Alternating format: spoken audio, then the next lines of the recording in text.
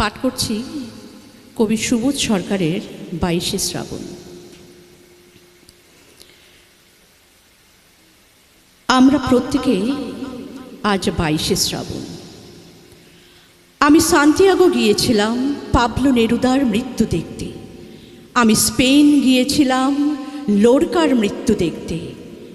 3টে বুলেট তার কোমরের তলা দিয়ে ঢুকে কীভাবে বেরিয়ে এসেছিল, কিন্তু বুলেট কিছুই করতে পারেনি কবিতার। এখনো স্পেনের আকাশ ভরে যে জ্যোৎস্না ওঠে তার নাম ফেডেরিকো গার্সিয়া লোরকা। আমি ঠিক এটাই বলতে চাইছিলাম। পৃথিবীর যেখানে যেখানে আজও বৃষ্টি হয় তার নাম 22শে শ্রাবণ। আপনার খুব কষ্ট হচ্ছিল সেদিন। দুপুর থেকে, বিকেল থেকে, সন্ধ্যা থেকে আপনার ঘন ঘন হিক্কা উঠছিল। হিক্কা, হিক্কা, শুধু হিক্কা।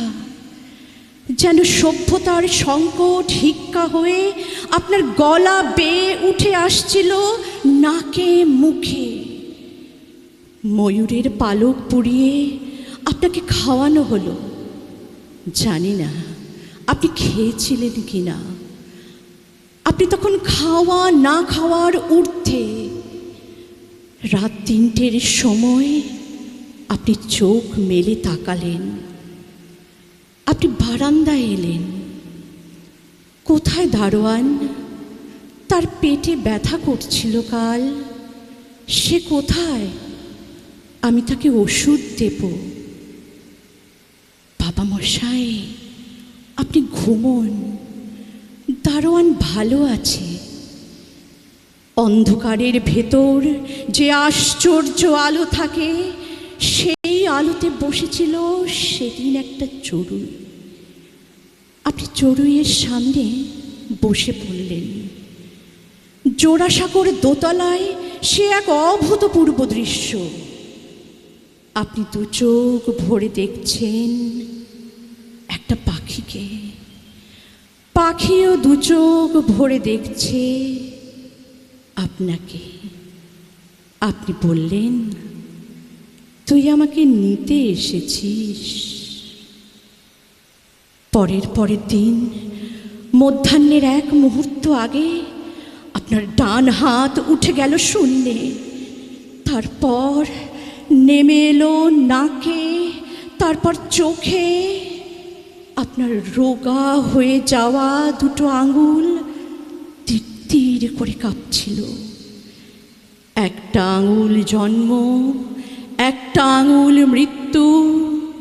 তারা দুজনেই গাইছে, তোমার কাছে এবার মাগি, মরণ হতে যেন জাগি গানের সুরে।